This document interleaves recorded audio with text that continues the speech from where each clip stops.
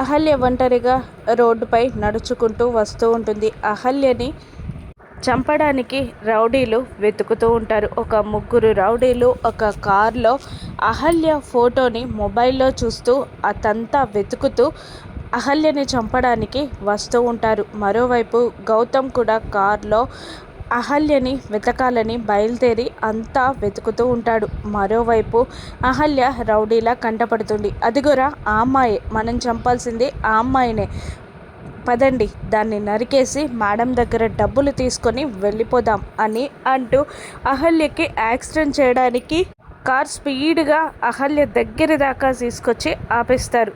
అహల్య ఉలిక్కి పడుతుంది. రౌడీలు కిందికి దిగుతారు.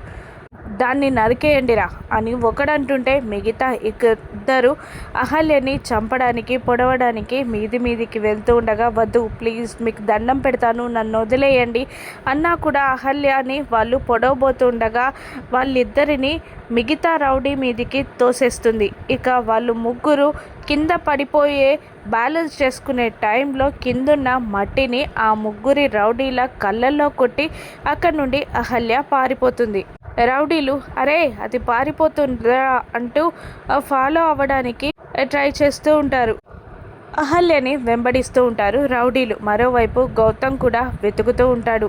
అహల్య పరిగెత్తుకుంటూ వెళ్ళి ఒక చోట ఒక బండరాయి కాలుకి తగిలి పడిపోతూ తన తలకి ఒక పెద్ద గద్దె తగులుతుంది. ఆ గద్దె తలకి తగలడంతో స్పృహ తప్పిపోతుంది అహల్య. స్పృహ తప్పిపోయిన అహల్యని పొడవడానికి రౌడీలు వస్తూ ఉండగా ఒక వ్యక్తి ఆ రౌడీని కాలుతో తన్నేసరికి వాడు అమాంతం వెళ్ళి దూరాన పడిపోతాడు. అహల్యని కాపాడిందెవరు? గౌతమేనా లేదంటే మరెవరైనానా?